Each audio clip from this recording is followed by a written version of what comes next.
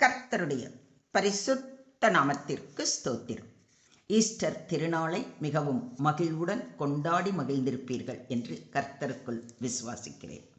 உயிர்த்தெழுந்த கிறிஸ்து 40 நாளளவும் இந்த பூமியில் இருந்து பலருக்கும் தரிசனமானார் என்று வேதத்தில் வாசிக்கிறோம்.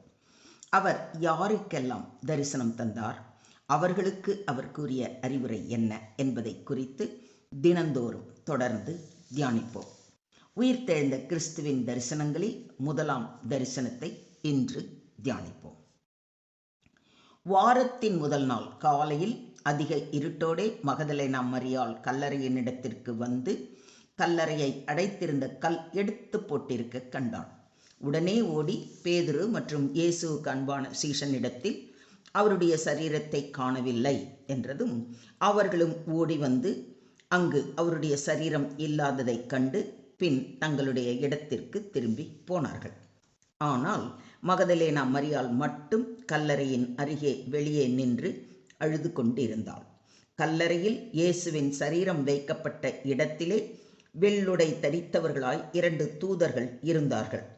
அவர்கள் மரியாளை பார்த்து, ஸ்திரீயே, ஏன் அழுகிறாய் என்று கேட்டதற்கு, என் ஆண்டவரை எடுத்துக்கொண்டு போய்விட்டார்கள், அவரை வைத்த இடம் தெரியவில்லை என்றாள். அப்பொழுது அவள் பின்னால் இயேசு நிற்கிறதை கண்டும் அவர் இயேசு என்று அறியாதிருந்தாள். இயேசுவும், ஸ்திரீயே, ஏன் அழுகிறாய், யாரை தேடுகிறாய் என்று கேட்க, அவரை தோட்டக்காரர் என்று எண்ணி, ஐயா, நீர் அவரை எடுத்துக்கொண்டு போனதுண்டானால் அவரை வைத்த இடத்தை எனக்கு சொல்லும், நான் போய் அவரை எடுத்துக்கொள்வேன் என்றார். இயேசு அவளை நோக்கி, மரியாளே என்றார். அவள் திரும்பி பார்த்து ரபூனி என்றாள். அதற்கு போதகரே என்று அர்த்தமாம். உயிர்த்தெழுந்த பிறகு முதலில் இயேசு தரிசனம் அளித்தது மகதலேனா மரியாளுக்கு.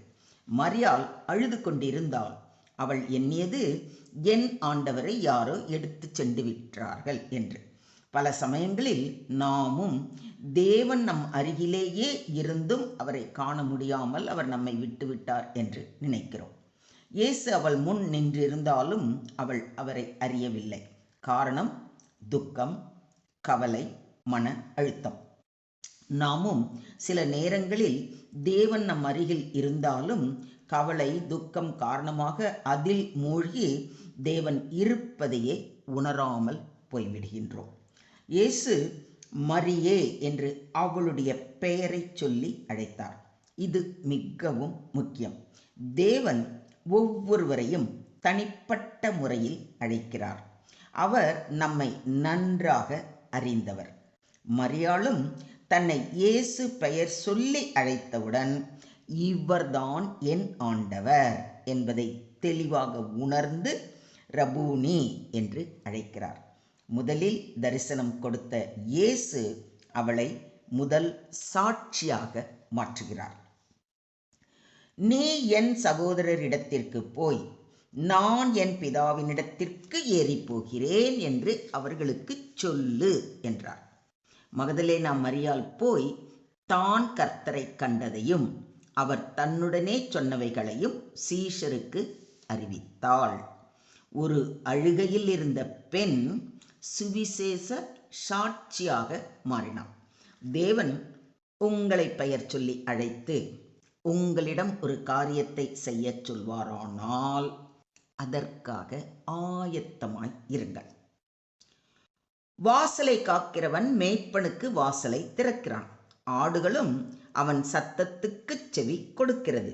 அவன் தன்னுடைய ஆடுகளை பேர் சொல்லி கூப்பிட்டு அவைகளை வெளியே நடத்தி கொண்டு போகிறான் என்று யோவான் 10:3 வாசிக்கிறோம். ஆடுகள் மேய்ப்பனுடைய சத்தத்தை அறியும். தேவனுடைய குரலை அறிந்தவர்கள் அவரை உணர்வார்கள். மொத்தத்தில் முதலில் இயேசுவின் தரிசனத்தை பெற்ற மகதலேனா மரியாளிடம் இருந்து நாம் கற்றுக்கொள்ள வேண்டிய பாடங்களை பார்ப்போம்.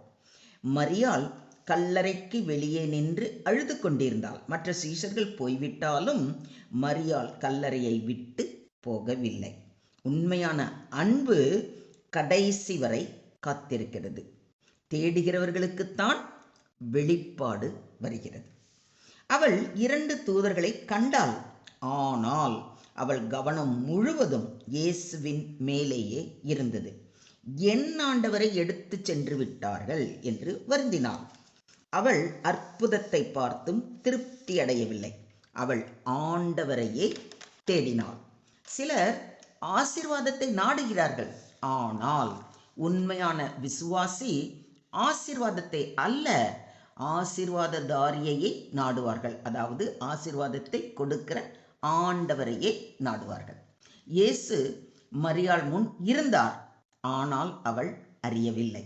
காரணம் துக்கம், இமோஷனல் பிளைண்ட்னஸ், எதிர்பார்ப்பு இல்லை. அதாவது அவர் உயிர்த்தெழுவார் என்று நினைக்கவில்லை. நாமும் சில நேரங்களில் பிரச்சனை மீது கவனம் செலுத்தும் போது தேவனின் செயல்களை காண முடியாமல் போகிறது. அவர் நமக்கு கொடுத்த வாக்குத்தத்தத்தையும் நாம் மறந்து விடுகிறோம். இங்கு இயேசு 2 கேள்விகள் கேட்கிறார். ஏன் அழுகிறாய்? யாரை தேடுகிறாய்? நமது வாழ்க்கையின் முக்கியமான கேள்வி, நாம் யாரை தேடுகிறோம்? உலக ஆசீர்வாதமா அல்லது ஜீவனுள்ள தேவனா? முதலில் மரியாள் இயேசுவை தோட்டக்காரன் என்று நினைத்தாள். இதன் ஆழமான அர்த்தம், அன்று ஆதியாகமத்தில் ஆதாம் தோட்டத்தில் விழுந்தான். இப்பொழுது புதிய ஆதாம், அதாவது இயேசு தோட்டத்தில் நிற்கிறார். அவர் நம் வாழ்க்கையை மீண்டும் புதுப்பிக்கிறார், உடைந்ததை சீர் செய்கிறார். மரியே என்று அழைத்த ஒரே ஒரு வார்த்தை, அதுவே அவளுடைய கண்களை திறந்தது, அழுகையை ஆனந்த களிப்பாக மாற்றியது.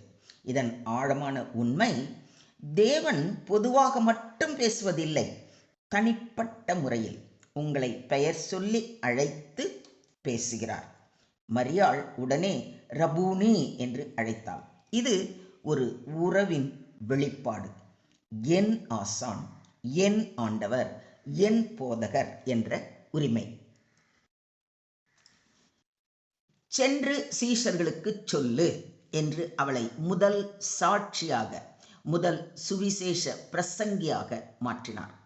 தேவன் உடைந்தவர்களை தேர்ந்தெடுக்கிறார், அவர்களை பயன்படுத்துகிறார். அவரை தேடியவர்களுக்கு அவர் தம்மை வெளிப்படுத்துகிறார். இன்று ஒரு முக்கியமான கேள்வி, நான் உண்மையாக யாரை தேடுகிறேன்? இயேசு அருகில் இருக்கிறார். அவர் உங்களை உங்கள் பெயர் சொல்லி அழைக்கிறார். நீங்கள் பதில் சொல்கிறீர்களா? அவருடைய அழைப்புக்கு செவி சாய்க்கிறீர்களா? சிந்தியுங்கள், செயல்படுங்கள். ஸ்தோத்திரம் ஆண்டவரே, ஸ்தோத்திரம் கர்த்தாவே, ஸ்தோத்திரம் ஸ்தோத்திரம் ஸ்தோத்திரம். துதிகளின் மத்தியில் வாசம் செய்யும் எங்கள் தேவாதி தேவனே, உம்மை நன்றியோடு துதிக்கிறோம், ஸ்தோத்தரிக்கிறோம் அப்பா. கர்த்தாவே, மரியாளைப் போல உம்மை உண்மையாய் தேடும் இருதயத்தை எங்களுக்கு தாரும். எங்கள் துக்கங்களில் நீர் அருகில் இருப்பதை உணரச் செய்ய வேண்டுகிறோம். எங்களை பெயர் சொல்லி அழைக்கும் அந்த மெல்லிய சத்தத்தை கேட்கும் கிருபையை தாரும். உம்மை தெளிவாக அறிந்து உம்முடைய சாட்சிகளாக வாழ உதவி புரிய வேண்டுகிறோம். எங்கள் வாழ்க்கையை மாற்றும் உயிர் தெழுந்த ஆண்டவரே, உமக்கே மகிமை உண்டாகட்டும். உம்முடைய நாம மகிமைக்கு சாட்சியாக வாழ எங்களை முற்றிலுமாக தாழ்த்தி உம்முடைய கரங்களிலே ஒப்பு கொடுக்கிறோம். நீங்க பொறுப்பெடுத்துக்கோங்க, நீங்க வழி நடத்துங்க. சகல துதி கன மகிமை யாவையும் ஒருவருக்கே செலுத்துகிறோம். மீட்பர் இயேசுவின் மூலம் ஜெபம் கேளும் எங்கள் ஜீவனுள்ள தகப்பனே, ஆமென்.